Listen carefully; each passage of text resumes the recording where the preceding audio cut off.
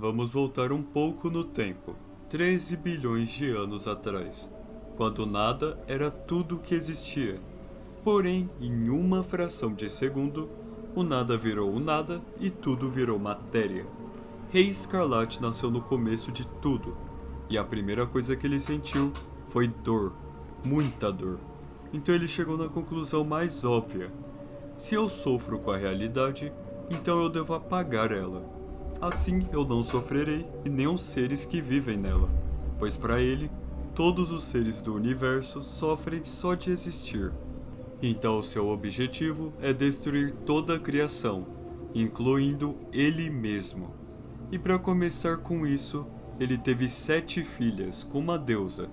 E só para deixar claro, essa deusa não estava querendo nada disso.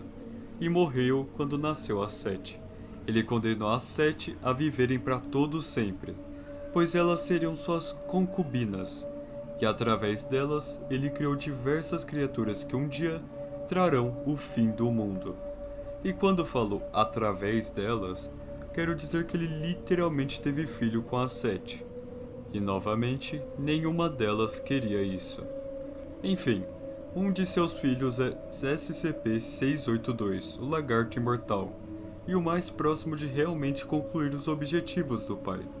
Porém, a corporação conhecida como SCP deu uma forma de prender todos esses monstros, e uma de suas filhas deu luz ao grupo de heróis que derrotaram boa parte dos filhos e selaram o Rei Escarlate em outra dimensão. Porém, as correntes estão se soltando, e logo ele irá se soltar. Outro do filho dos reis, o SCP-999, parece ser a chave para o derrotar, pois ele causa diversão e bondade em todos que estão à sua volta. Mas a pergunta que não quer calar: a bondade de 999 é capaz de superar a maldade do Rei Escarlate?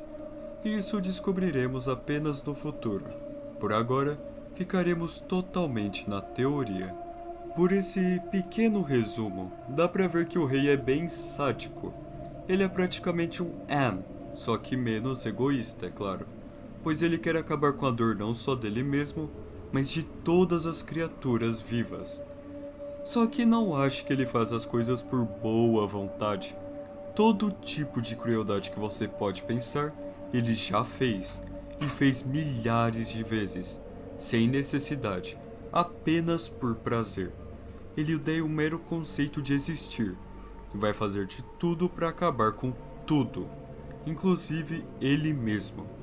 Porém, ele ter um objetivo não torna essa questão muito diferente, pois muito do que ele faz é só por fazer mesmo. Entendam que não tem nada de bom vindo dele. Ele é como o próprio diabo, digamos assim. Ah, e já ia me esquecendo. Bem-vindos a Atormentados pelo Amor. Sim, por incrível que pareça, esse foi só o começo. O Rei Escarlate está com certeza entre os top 5 seres mais cruéis da história. E o pior de tudo, ele é poderoso. Mas não estou falando de poderoso tipo The Kill, que consegue alterar a humanidade inteira. Estou falando poderoso ao ponto de destruir todo o universo. E para deixar isso pior, cada universo de SCP já é equivalente a infinitas camadas de universos e dimensões, que compõem um tipo de macrocosmo. E eu sei bem que são palavras bem complicadas de se entender, mas macrocosmo é basicamente um universo onde habita vários universos dentro de um só. Basicamente como camadas, entende? Então, resumidamente, ele tem um poder para destruir tudo que existe, não só no nosso universo, mas fora dele também. Ele pode destruir tudo que já foi criado. Porém, o universo de SCP é simplesmente muito grande para ele ser o mais poderoso. Existe uma pequena quantidade de seres que superam o seu poder. Por isso, o Rei Escarlate está criando um exército, com exemplos tipo SCP-096 ou SCP-687, porque sozinho ele não pode vencer essa guerra. Por agora, a única razão para o Rei Escarlate não invadir nosso mundo é basicamente por não acreditarem nele. E isso mesmo que você ouviu.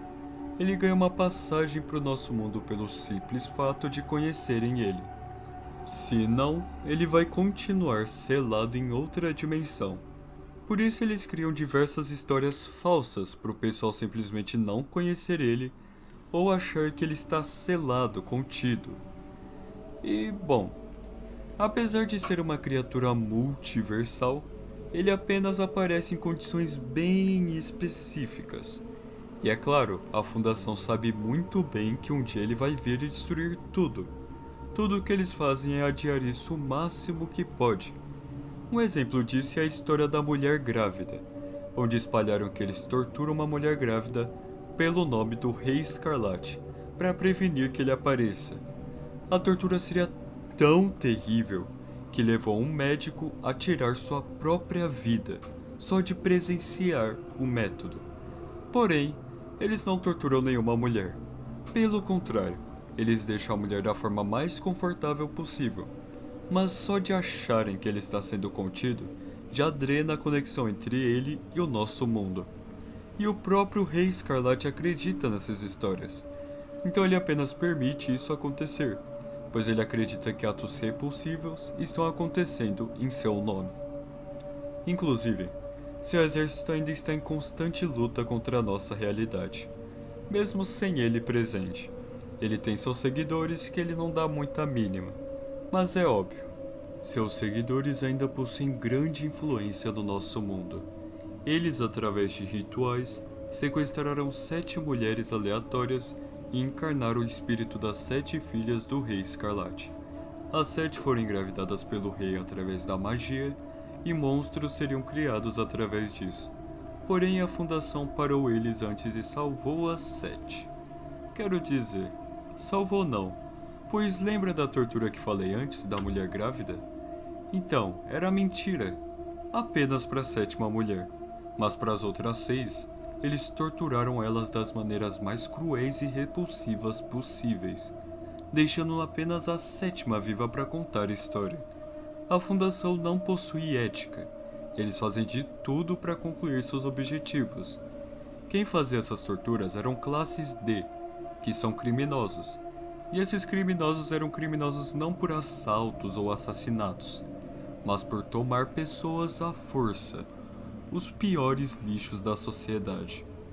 Enfim, isso é tudo o que tenho para falar sobre ele. Apesar de tudo que eu disse, eu ainda tenho uma menção honrosa para esse vídeo, que provavelmente virá numa parte 2 se esse vídeo for bem. Aquele que só com sua mera presença distorce toda a realidade à sua volta, de formas até Lovecraftianas. O demônio mais poderoso e perigoso da existência, Zalgo.